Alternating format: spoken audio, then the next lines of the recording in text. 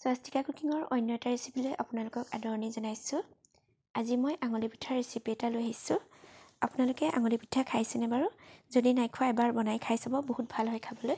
আহকচোন এতিয়া ৰেচিপিটোৰ মাজলৈ যাওঁ।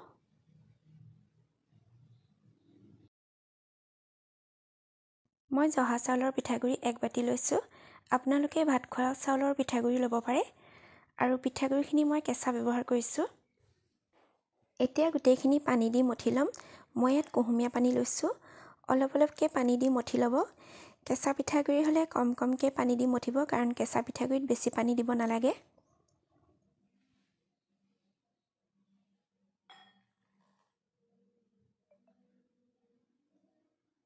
এয়া দেখিছেনে, মই কমকৈ পানী দি মঠি আছোঁ। এই পিঠাগুড়িৰ লাৰুটো বেছি টান হ'ব নালাগে, অলপ কোমল হ'ব লাগে, নহ'লে পিঠাটো টান হ'ব। ইয়াতে মই সৰু চামুচে এচামুচ গৰু ঘিউ দি দিছোঁ।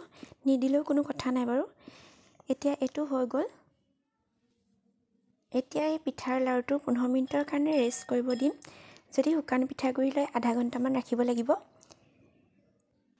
এতিয়া ইয়াৰ পিঠাগুড়িখিনি ঢাকি ৰাখি দিছোঁ। আনফালে এয়া মই গেছত এখন কেৰাহী পাতি লৈছোঁ আৰু ইয়াতে দি দিছোঁ 1 লিটাৰ গাখীৰ। গাখীৰৰ পৰিমাণটো আপোনালোকৰ নিজৰ জোখ অনুসৰি লৈ ল'ব।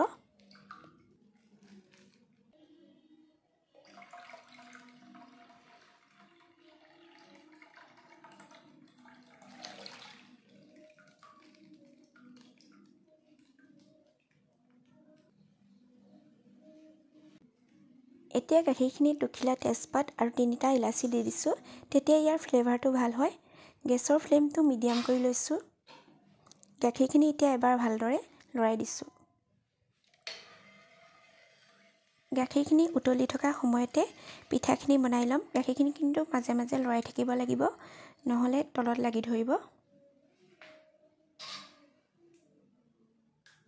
এয়া 15 মিনিটৰ পিছত পিঠাখিনি আকৌ এবাৰ সানি লৈছোঁ আৰু লগতে হাতৰ তলুৱাত অকণমান ঘিউ সানি লৈছোঁ আৰু ডিছখনটো সানি ল'ব, নহ'লে পিঠাখিনি এৰুৱাবলৈ দিগদাৰ হ'ব।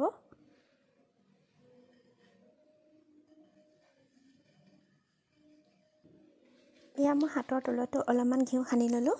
এতিয়া এটা এটাকৈ আঙুলিৰ চেপত পিঠাখিনি বনাই ল'ব। আপোনালোকে পিঠাটো কিমান সৰু ডাঙৰ কৰিব নিজৰ জোখত বনাই ল'ব। মই এই ধৰণে বনাই লৈছোঁ। এয়া মই আৰু 2টামান বনাই দেখাই দিছোঁ।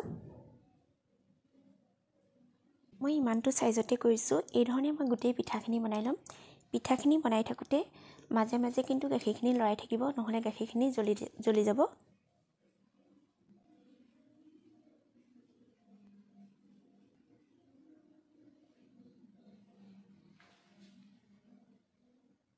এয়া মই গোটেইখিনি পিঠা বনাই ল'লোঁ।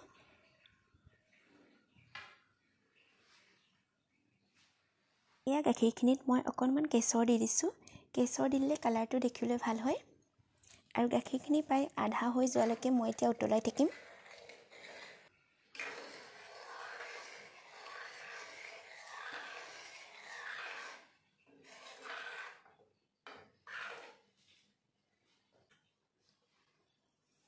ইয়াত মই ডাঙৰ চামুচেৰে 3 চামুচমান জোখত চেনিটো দি দিছোঁ। চেনিটো আপোনালোকে যিমানটো মিঠা খায় সেই অনুসৰি দি ল'ব।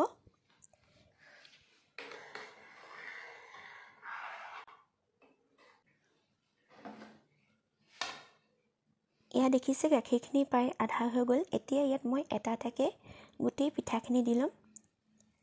এয়া চাওক, এটা এটাকৈ এই ধৰণে পিঠাখিনি দি যাব।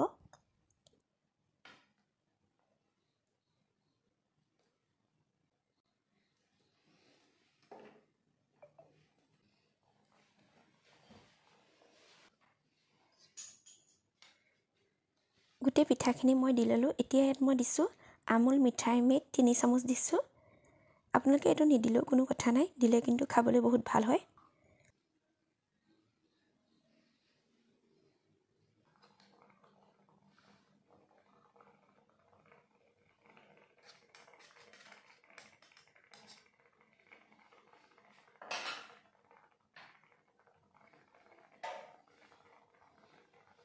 এইখিনি ভালদৰে লৰাই ল'ব আৰু গেছৰ ফ্লেমটো মিডিয়াম কৰি প্ৰায় 10 মিনিটমানৰ কাৰণে পিঠাখিনি সিজিবলৈ দিব।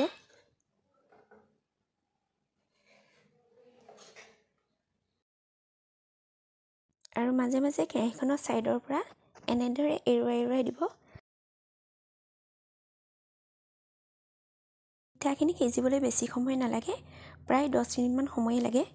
এটা পিঠা চাই ল'ব সিজিছেনে নাই। মোৰ এই পিঠাখিনি ৰেডি হৈ গ'ল। এতিয়া মই গেছৰ ফ্লেমটো অফ কৰি লৈছোঁ। আঙুলি পিঠাৰ এই ৰেচিপিটো খাবলৈ খুব ভাল হয়। আপোনালোকে গৰমে গৰমেও খাব পাৰে বা ঠাণ্ডা কৰিও খাব পাৰে। ৰেচিপিটো এবাৰ ট্ৰাই কৰি চাবচোন। আমাৰ অসমীয়া পৰম্পৰাগত ৰেচিপি হয়। ভিডিঅ'টো চাই যদি ভাল লাগিল লাইক আৰু কমেণ্ট কৰি দিব।